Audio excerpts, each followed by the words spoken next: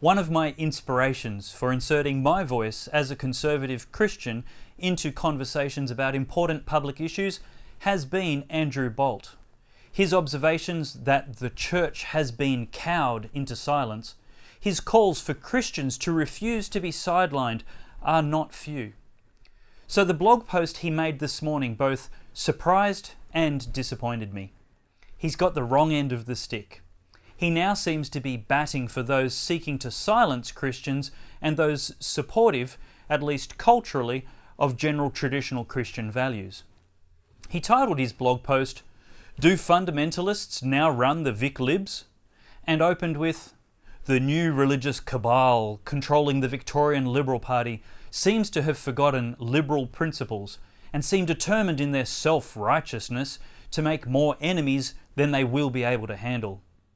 Why, you may ask? How have these now vocal Christians suddenly got Andrew Bolt wishing them back in their box, back in the boundaries approved by the inner city progressive elitists? They've complained to the Victorian Liberal Party about this statement from fellow party member James Penny, who under a cowardly Facebook alias stated, "We true Liberals, the ones aligned with Malcolm Turnbull, and those who believe in what Menzies created, hate these moronic Mormons just as much as everyone else." And the party agreed that such behaviour was unacceptable and promptly suspended his membership. But Bolt disagreed. He wrote, "Bastian and his allies had better pull their heads in very fast. Real Liberals don't do this kind of thought policing. Real Liberals don't think criticising religions is religious vilification that must be banned. Real Liberals don't smash debate and dissent. Real Liberals don't push religious views on anyone. Bastian and his clique have had sympathisers who support their broader complaints about the woolly left of the Liberal Party, but they are very likely to lose them with this kind of stupidity. A party that expels someone critical of Mormons is a party that seems likely to expel just about anyone at all. First, they came for the Mormon mocker. Next, ... And here's why I disagree with Australia's most popular columnist. Replace the word Mormon with Muslim, and nobody in the real Liberals would dare say, "We true Liberals, the ones aligned with Malcolm Turnbull and those who believe in what Menzies created, hate these moronic Muslims just as much as everyone else."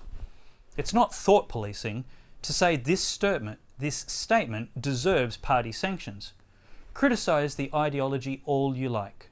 But there's a chasm between criticising Islam or Mormonism and hating all the members thereof.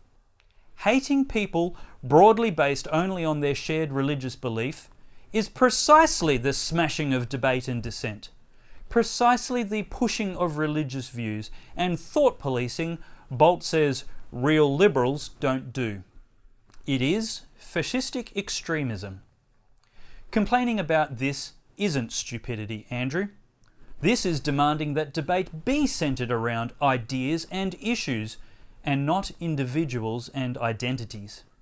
The self-righteous buffoonery of James Penny, to which Marcus Bastian and his clique are objecting, Andrew, is the epitome of typically leftist character assassination, and not real Liberals. Yes, Andrew, fundamentalists do run the LIBS, and they have done for far too long. Fundamentalist moderates, a self-congratulatory term for left-wing liberals, have had a stranglehold on the Victorian Liberals for so long that the world's worst abortion laws went unchallenged when the right-wing major party regained government, and that the party's entire culture panders to closed-shop inner-city political elitism rather than the aspirational, traditional Aussie family values Menzies once championed.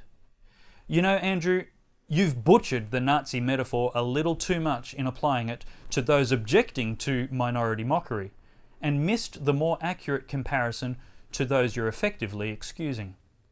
It's not first they came for the Jew mockers, it's first they came for the Jews. So instead of first they came for the Mormon mockers, you should be more accurately observing first they came for the Mormons. Because next it will be the Catholics, then the Protestants and evangelicals, and so on and so on. There's no class of people being targeted by internal sanctions against public vilification. It's protection against a devolved debate. What we're seeing here is just a first line of defence to the comprehensive march through the institutions against cultural Christianity, even now through the so-called real liberals.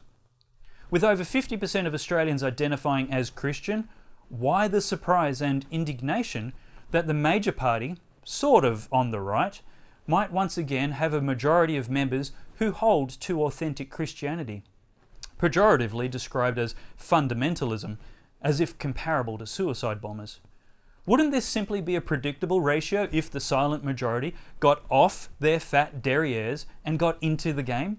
In fact, I would expect it to be a lot more than 50%, if truly representative, given how many haters of Judeo-Christian Western democracy flock to the left. This has nothing to do with freedom of speech and more to do with freedom of association, so don't suggest there's any hypocrisy or double standard.